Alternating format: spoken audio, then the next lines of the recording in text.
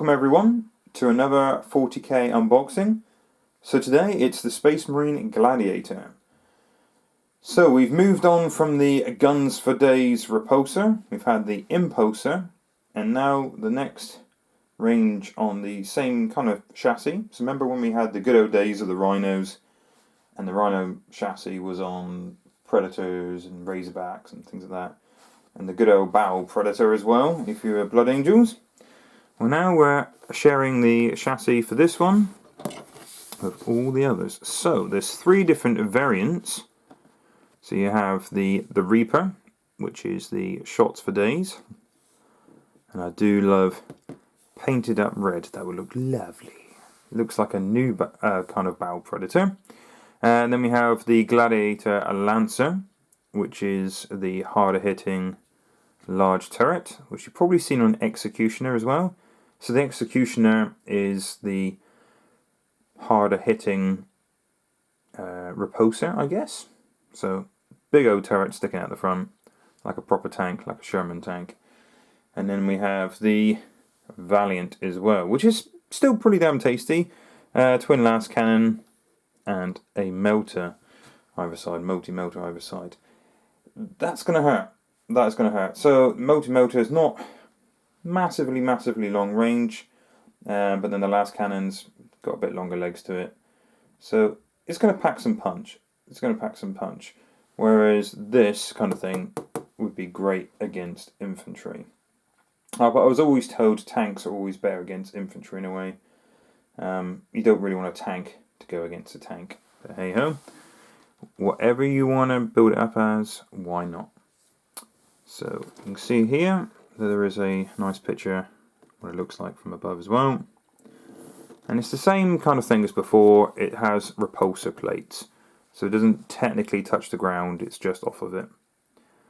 It looks pretty cool. It looks pretty cool. I have to admit, the only reason I bought it is because I love the barrels. And in my head it is going to be a Battle Predator. A new Battle Predator. But I thought, why not add to the collection? I've got all the other tanks, so present to myself for Christmas. Still counts as me being a good boy for this year, I'm pretty sure. If you buy your own presents, Father Christmas still comes to you, it's all good. So I will carry on with the unboxing by struggling to get into the packaging, like I do on every single video, because me and packaging hate each other. Not too bad, not too bad. Chuck that away. Okay, so before we get into this book, let's have a little looky to see what we got on the sprue. So, as per always, Ultramarine transfer sheet. Why not? And this thing does come on quite a large base, even though it overhangs. It's not off the base much. With a clear plastic stem, so it's double the thickness when you put 2 halves together. So it's off the base about that much, but you still make it kind of scenic, I guess. But I really want to build it up so it's really hovering off the ground. So maybe I'll do that this time around. So here is the weapon sprue there for your, I suppose those are las talons, not cannons, but we'll see in the rules in a second. There's your semi-large cannon, Executioner style. Not quite as big as the Executioner itself. And there's your lots of rapid shots from your Reaper variant as well. Looking good, looking good. So the top is slightly different from the regular repulsor.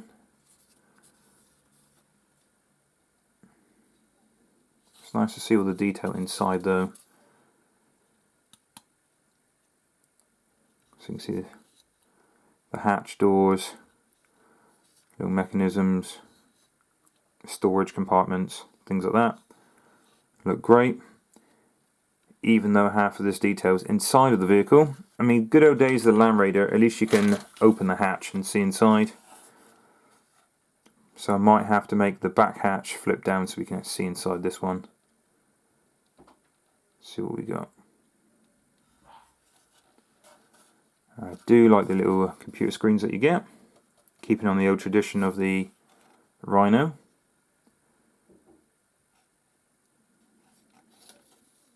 You've got your guns on the side that swivel, and those little nipples there are for your repulsor plates. So it'd be a shame to seal it up completely and do away with that detail there. The purity seals, the skull, whatnot, and those little view screens.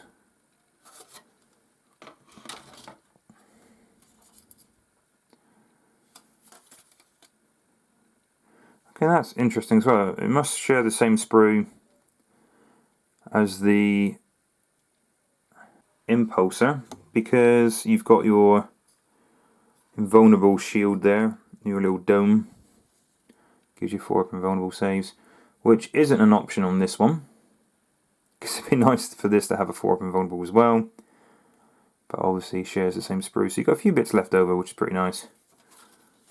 Maybe do a few conversions in the future. So your Icarus guns. It's pretty nice. Lots and lots of repulsor plates. Yeah, lights. But yeah, the details on the inside of the hatch and things like that. It's a shame to hide these really. So I have to figure out a way of the back door dropping down, the scene inside. I'll see what I can do on a conversion of it. See, the repulsor before had quite a square hatch on the back, so it was more elongated, and you could potentially make it hinged or magnetic. I know it's not how it is presented on sprue. It's just in place or not in place, I guess. With this, it's a shame because it is sealed like that. So pretend that's the rear of the vehicle. Really is a shame because you can't see inside of all the detail. So that's the inside. It's not like you could cut it, maybe magnetize it so it flips down like a walkway.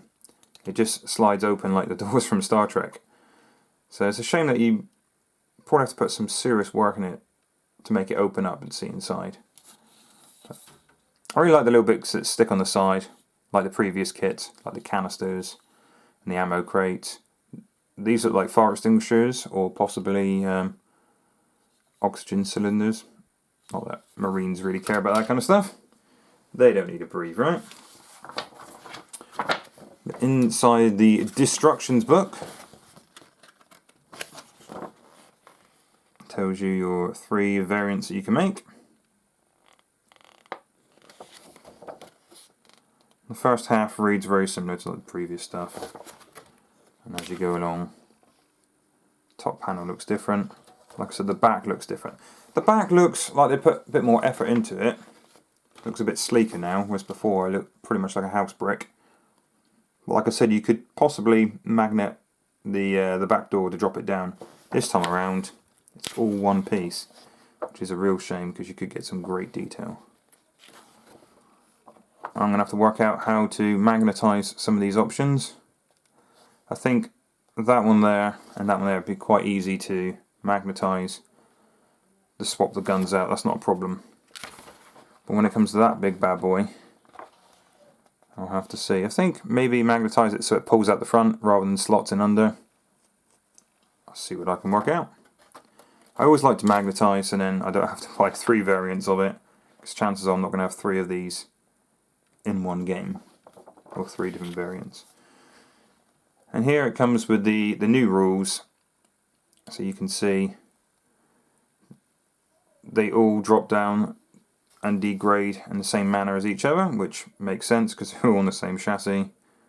And it will tell you with the movement of the vehicle, and it will tell you the strength of the attacks, how many wounds, things like that, and the 3-up saves throughout.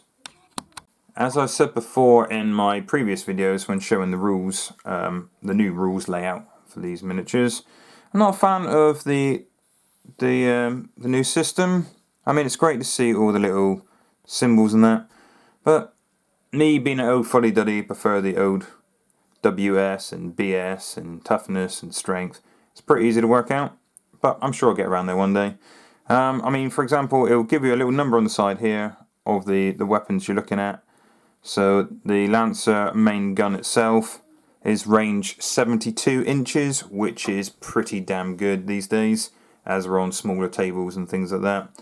Now that symbol there means how many shots you're putting out. So it's firing 2 shots at strength 10. The fist apparently is strength. And the AP is -3. Well, that symbol there also means heavy, even though there's no key on here to show that that means heavy. That's assault, that's rapid fire, things like that. But that's what it is, which means in the heavy doctrine that's AP -4, which is very, very impressive. So in the first turn, if you can get 2 shots off, strength 10, you're wounding a lot of things on 2s, unless it's a tank. It'd be -4 at that stage, and it's D3 plus 3 damage. So the blood drop there means damage.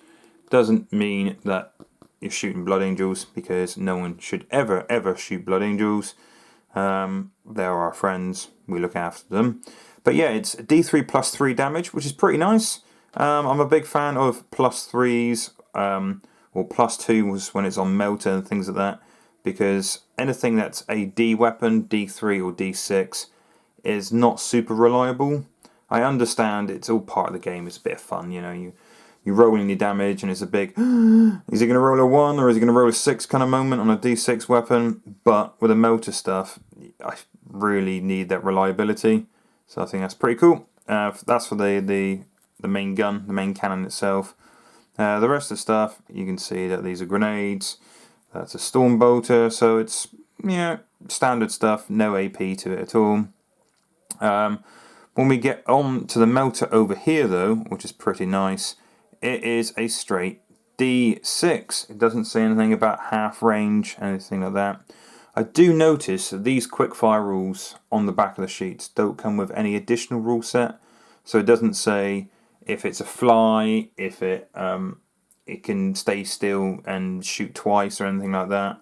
I was doing an unboxing for a miniature the other day, and it was for the Hammer 4 bunker, and it didn't say the main reason why you probably pick the Hammer 4 bunker, the main special rule. So I will keep that as still as I can, and you guys can have a look at the weapon loadouts, the weapon variants, to your heart's content. But I'm not going to go through them all. They're all fairly straightforward. Like I said before, I thought that was a Lass Talon. It is. So both weapons, the melter and the Lass, are range 24. So it's not mega long range like the old Lass cannons. It is a Lass Talon like on the repulsor, so it's the shorter variant. Still the same number of shots, strength, AP and damage, but the Talon is slightly shorter, as you would imagine. But I do like the look of that rapid fire Reaper.